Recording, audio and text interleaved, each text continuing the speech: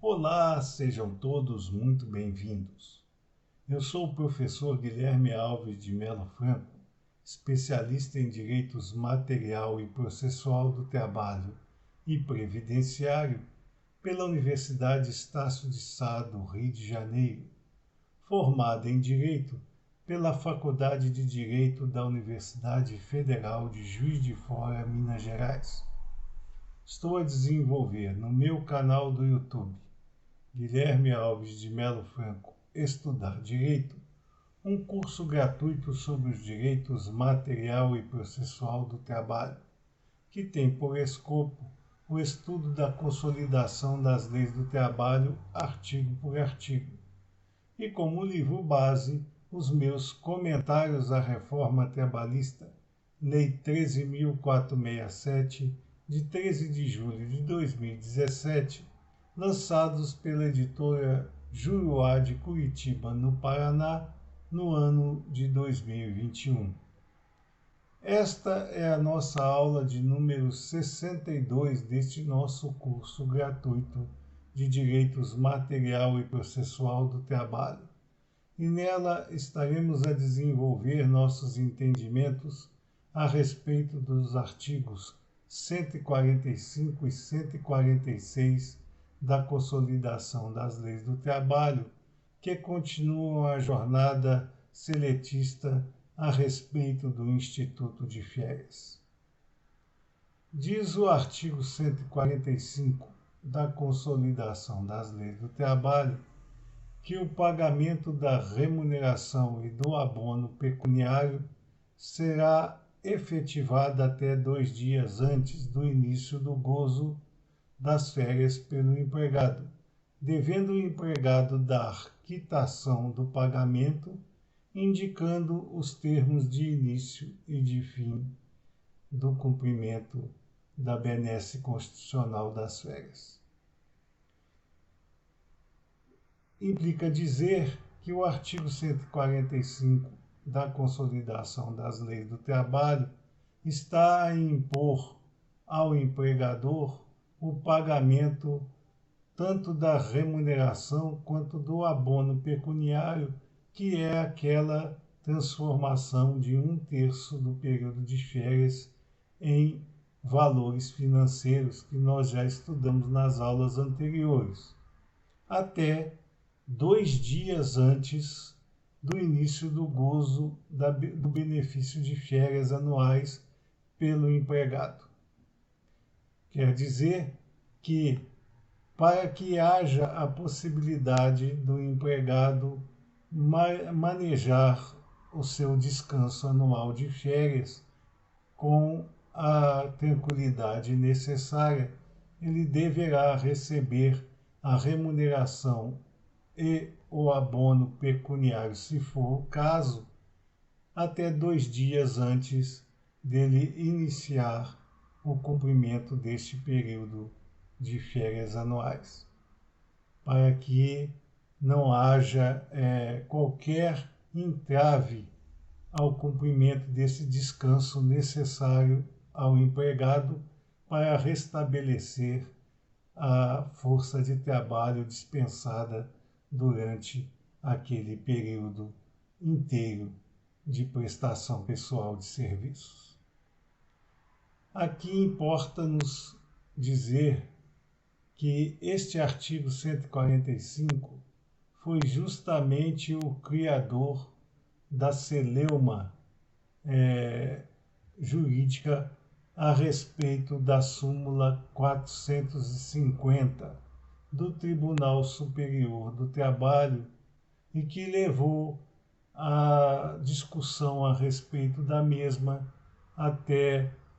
os patamares do Supremo Tribunal Federal. Primeiramente, gostaríamos de tecer algumas considerações a respeito da função da jurisprudência e da sua objetividade com relação ao sistema normativo brasileiro. A jurisprudência nada mais é que a reiteração de julgamentos a respeito de um mesmo tema, cujo entendimento seja unificado e, portanto, deverá ser utilizado em todas as decisões a respeito daquela temática exaradas por todos os juízos em termos de território nacional. A função da mesma é, portanto, apenas e tão somente interpretar o texto da lei e não promover o nascimento de determinações normativas específicas, como se fosse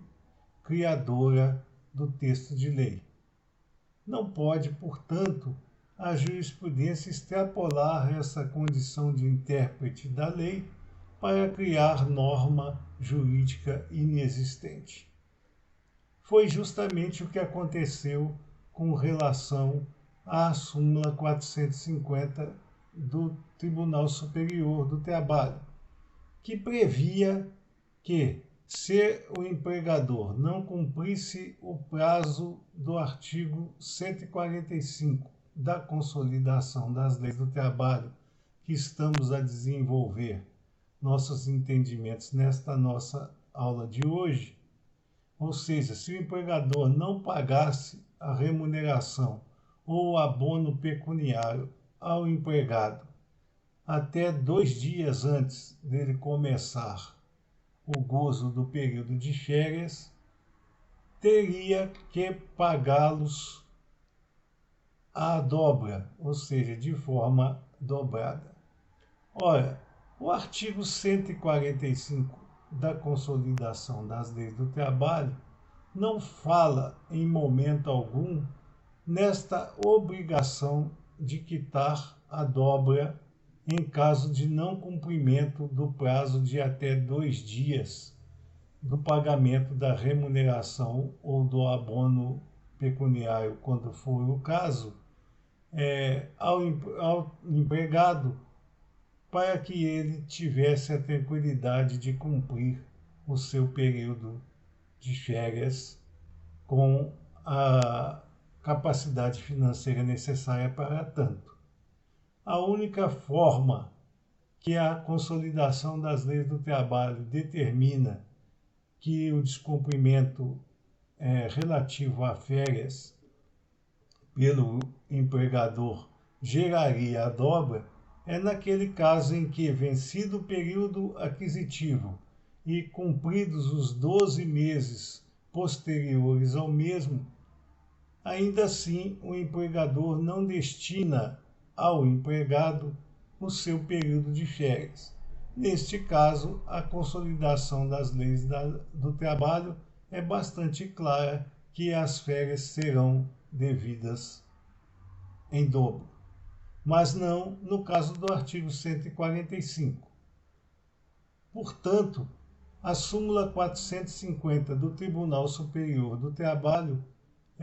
exigiu do empregador uma condição que não existia na legislação operária vigente. Portanto, embora o Supremo Tribunal Federal muitas vezes promove alguns escorregões a respeito da interpretação da norma jurídica brasileira, neste caso da súmula 450 do Tribunal Superior do Trabalho, se ouve bem na sua tarefa precípua de interpretar a normatização operária brasileira e julgou inconstitucional o texto do artigo da súmula 450 do Tribunal Superior do Trabalho, já que a mesma cria lei a respeito do não pagamento da remuneração do período de férias inexistente no arcabouço jurídico nacional, o que é vedado.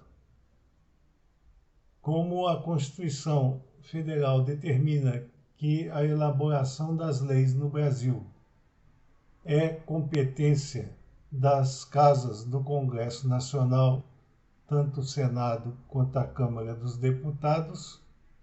não pode a jurisprudência criar situação não prevista na norma sem que haja uma iniciativa destas casas do Congresso Nacional. Portanto, não é função da jurisprudência e, neste caso, houve bem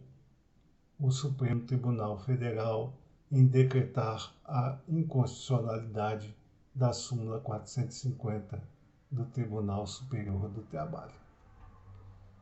O artigo 146 da Consolidação das Leis do Trabalho determina que, na resilição do pacto de emprego, o empregado terá direito a receber a remuneração do período de férias de forma dobrada ou simples, de acordo com o caso, correspondente aos períodos não gozados, os períodos de férias não gozados, e que o período aquisitivo já tenha sido materializado na época dessa resilição. Ou seja, se o empregado for demitido após ter cumprido o período aquisitivo de férias, ele terá direito de recebê-las de forma integral. A questão de qual a maneira que essas férias deverão ser devidas ao empregado depende do cumprimento ou não daquele período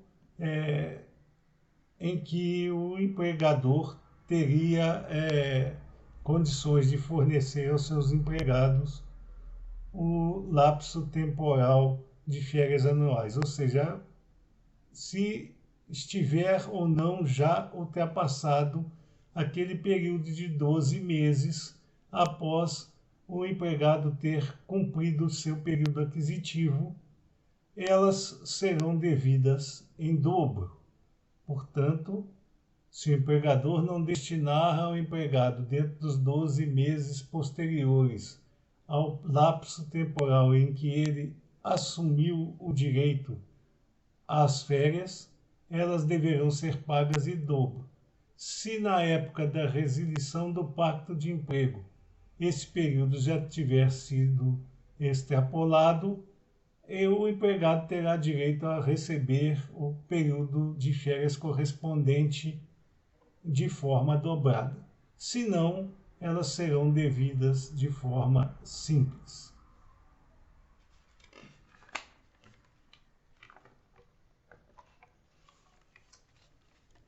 Caso o empregado tenha sido demitido sem causa justa. Se ele for demitido num lapso temporal em que não havia ainda cumprido o período aquisitivo, ele terá direito às chamadas férias proporcionais, à razão de 1/12 por mensalidade laboral cumprida, ou fração superior a 14 dias. Portanto, a situação aqui é diferente. O empregado foi demitido antes de cumprir o período aquisitivo. Aqui ele teria para si destinado o direito a cumprir o período de férias. Foi demitido antes dos 12 meses do período aquisitivo, ele terá direito às chamadas férias proporcionais, que são devidas à razão de 1/12 por mensalidade laboral cumprida, ou, se não houver um mês integral cumprido, se os dias em que ele prestou serviços forem superiores a 14 dias, ele também terá como computada, neste caso, 1/12 a respeito das férias proporcionais. Por exemplo, vamos dizer, ele teria cumprido já, quando foi demitido sem justa causa, 11 meses de prestação pessoal de serviços ininterrupta ao empregador, posterior àquele período em que ele já havia cumprido as férias anteriores. Neste caso, ele teria direito a 11 dozeavos de férias proporcionais. Vamos dizer que ele teria exatamente 10 meses e 14 dias cumpridos dentro do seu período aquisitivo. Neste caso, ele teria destinado a si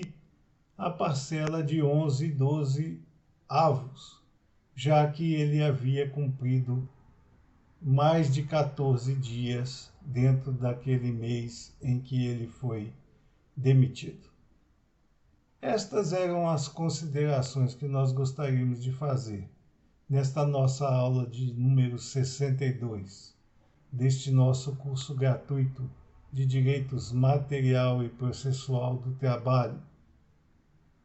a respeito dos artigos 145 e 146 da Consolidação das Leis do Trabalho. Aproveitamos esta oportunidade para agradecer a vocês a oitiva das nossas aulas e pedir novamente que